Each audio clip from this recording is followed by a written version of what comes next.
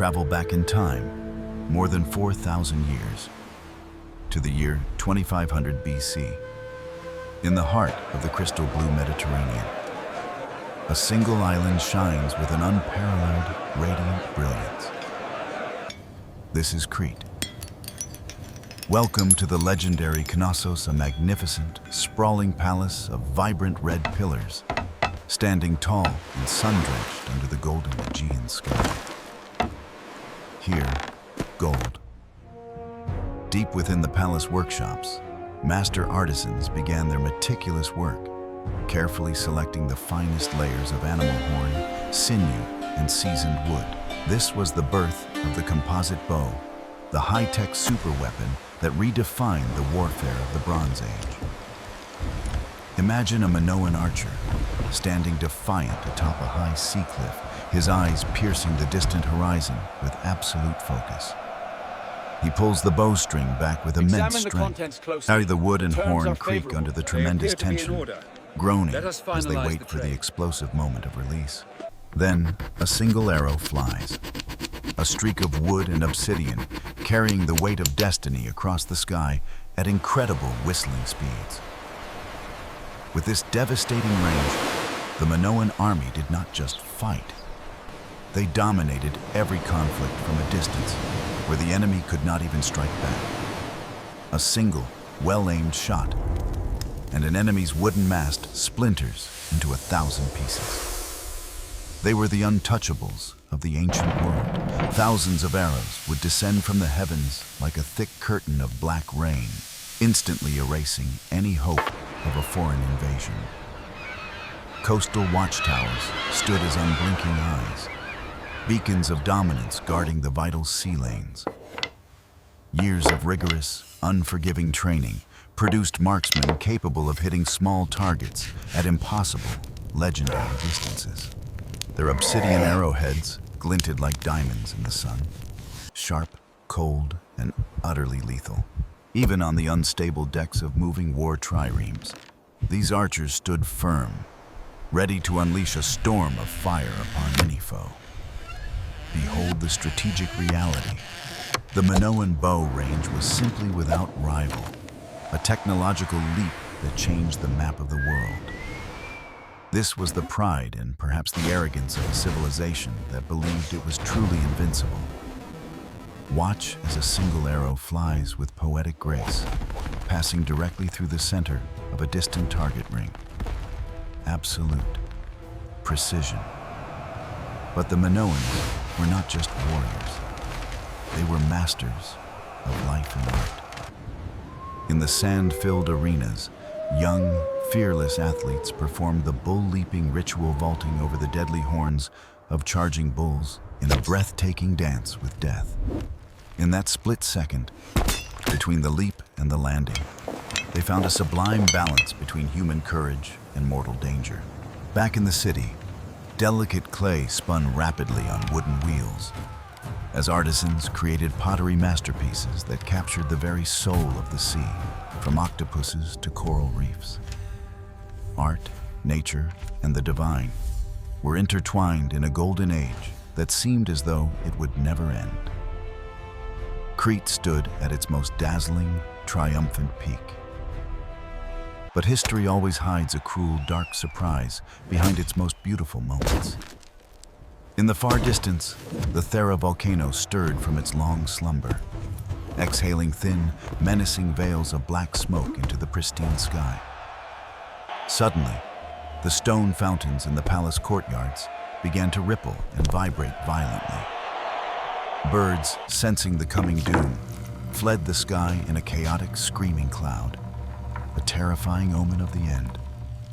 The ground beneath Knossos rumbled and groaned. Dust began falling like gray rain from the high, painted ceilings.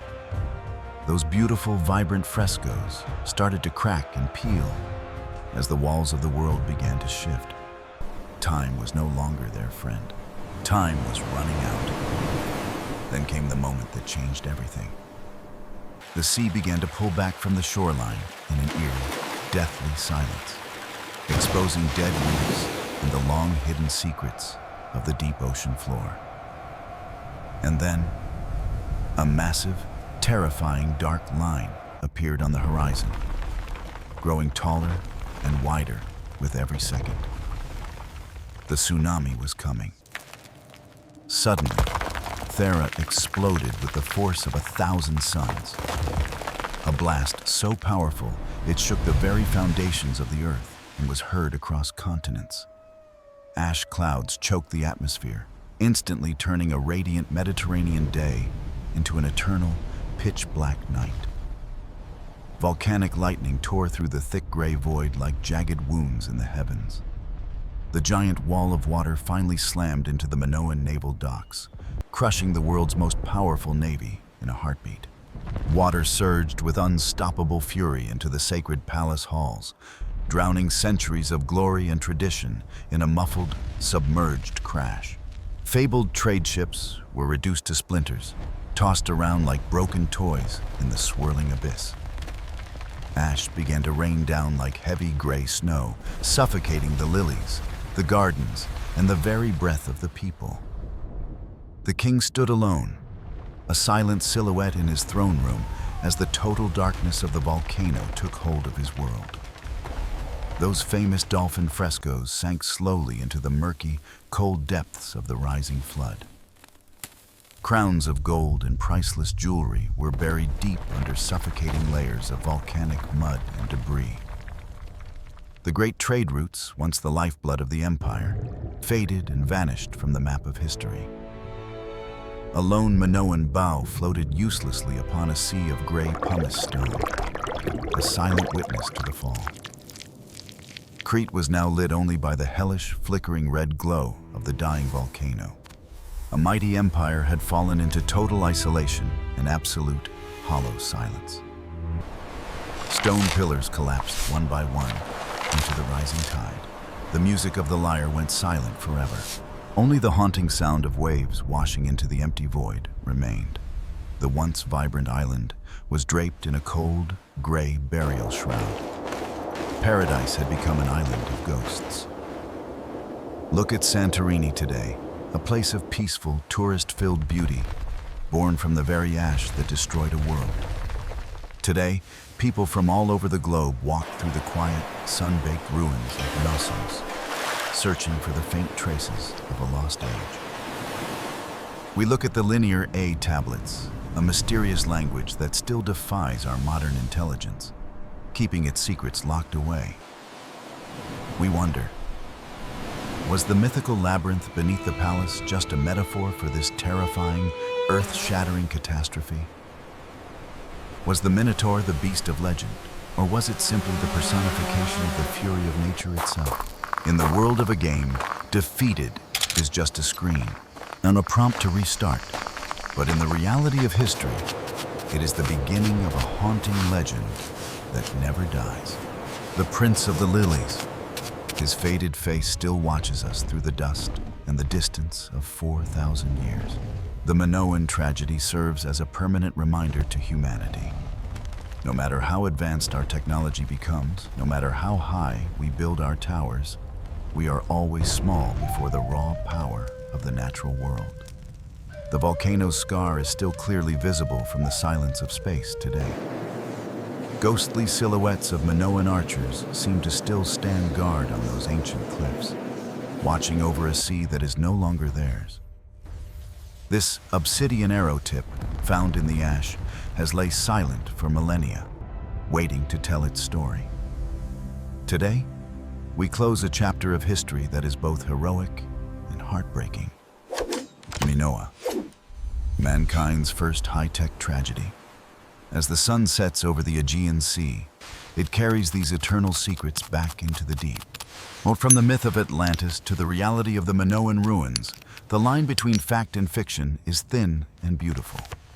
Remember this, nature does not care how advanced you are. Minoa was a tiny dot on a map, but it left a massive, immortal lesson for the entire world. Thank you for joining the Forgotten Kingdom Quest. Subscribe now and join us as we continue to decode the lost empires of our past. Farewell, Minoa. Your final arrow will fly into the sun.